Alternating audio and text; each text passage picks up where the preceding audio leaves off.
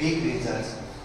Daily तुम्ही जर ना 0.1% जर प्रोग्रेस काढली तुमची स्वतःमध्ये, किती बोलतो मी 0.1%, तर याचे जे आहेत ना रिझल्ट खूप बिग रिझल्ट तुमच्या लाईफमध्ये येते. पहा अशीच गोष्ट आहे, मी सर्व आपल्या बाबतीमध्ये होतं. त्या मुलाच्या ठिकाणी आपण आहे, बरोबर आहे. आता डिमांड जी आहे ना ही दुनिया आहे, ही युनिव्हर्स आहे. आपल्याकडे पण वेळ, त्या मुलाकडे काय होता की गेला पण 30 मिनिट होत्या. 3 ऑपॉर्च्युनिटी त्याच्यासमोर आलेल्या. एक पहिली काय आलेली रेड कलरची कार, सेकंड काय आलेला व्हिडिओ गेमचा सेट, थर्ड काय आलेला त्याच्यासमोर आरसी हेलिकॉप्टर. परंतु योग्य वेळी त्याने डिसिजन नाही घेतली. डिसिजन नाही घेतल्यामुळे त्याला काय झालं की एकही खेळणी भेटली नाही आणि शेवटी काय झाला तो खाली हा रडत पडत त्याला डिमांडच्या बाहेर यावं लागलं. मार्केट क्लोज झालं. मग त्या मुलाच्या ठिकाणी आपण do every day opportunity comes in front of you.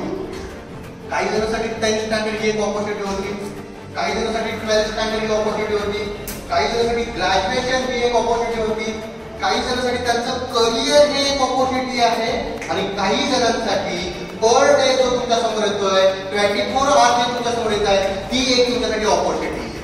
जर तुम्ही ती ऑपॉर्च्युनिटीचा ग्रॅब केली योग्य वेळी, जर तुम्ही जर डिसिजन घेतली की मला माझ्या लाईफमध्ये या गोष्टी अचीव्ह करायच्या, योग्य वेळी जर तुम्ही निर्णय घेतला, जॉब मध्ये काय करायचंय, रिलेशनशिप मध्ये काय करायचंय, बिझनेस मध्ये काय करायचंय, करिअर मध्ये काय करायचंय, जर तुम्ही योग्य वेळी जर डिसिजन घेतली तर ऑपॉर्च्युनिटी तुमची आहे. अदरवाइज तुम्हीही त्या मुलासारखे एक दिवस खाली हात निघून जाता. एक दिन तुम्हाला लाईफ में ऐसा आएगा की आपको वैकेंट म्हणतात अरे वेळ माझ्याकडे होता पण मी योग्य वेळी त्याला गोल्ड मध्ये काय केलं नाही, ट्रान्सफॉर्म केलं नाही, त्याचं गोल्ड मध्ये रूपांतर नाही केलं.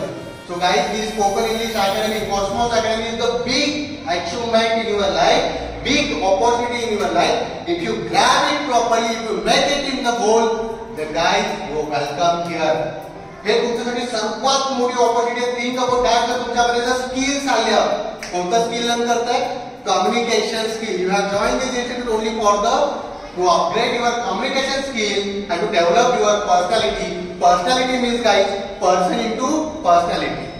कसं बसलं पाहिजे, कसं बोललं पाहिजे, कुठे पंक्च्युएशन यूज केले पाहिजे, काय एटिकेट्स असतात, कशा प्रकारचे ड्रेस यूज करायचे, बॉडी लँग्वेज काय आहे, आय कॉन्टॅक्ट काय आहे, प्रत्येक गोष्ट आपल्याला या ठिकाणी पाहिजे. प्रत्येक गोष्ट, each and everything we have to deal with.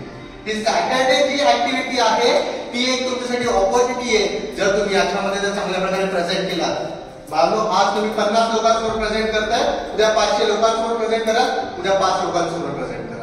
तुम्हाला प्रत्येकाला इंटरव्ह्यू द्यायचे, प्रेझेंट करायचं आहे, कम्युनिकेट डेली करायचं. तुम्हाला पर्सनल लाईफ असेल, प्रोफेशनल लाईफ असेल, प्रत्येकाला कम्युनिकेट करायचं.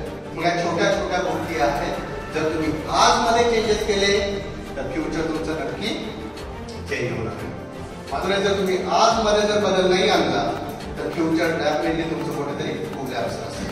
आणि लुक गाइस, हे जे आहेत ना ते यंगस्टर्स माझ्यासमोर बसलेले, हे काही एका स्पेसिफिक क्लास मध्ये नाही आहेत.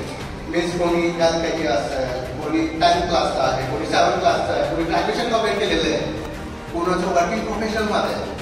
प्रत्येकाचं एज जे आहे ना वेगवेगळं आहे. हीच ती ऑपॉर्च्युनिटी सर्वांसमोर तुम्हाला प्रेझेंट करायचं आहे. आणि प्रेझेंट म्हणजे काय, द वे ऑफ. प्रत्येक सॅटर्डेला तुमच्या मुलाच्या ऑपॉर्च्युनिटी येतील. त्या सॅटर्डे ऍक्टिव्हिटी मध्ये तुम्हाला तुमचे सेमिनार एलोबरेट करायचे. Lot of time I told you that you have to deal with the two types of communication. Part one is the verbal communication, second one is the non-verbal communication. All cherry students, I would like to share one thought in front of you, and that thought is: मैदान में हरा हुआ इंसान फिर से जीत सकता है. अरे मैदान में हरा हुआ इंसान फिर से जीत सकता है, लेकिन मन से हरा हुआ इंसान लाइफ में कभी नहीं जीत सकता. पर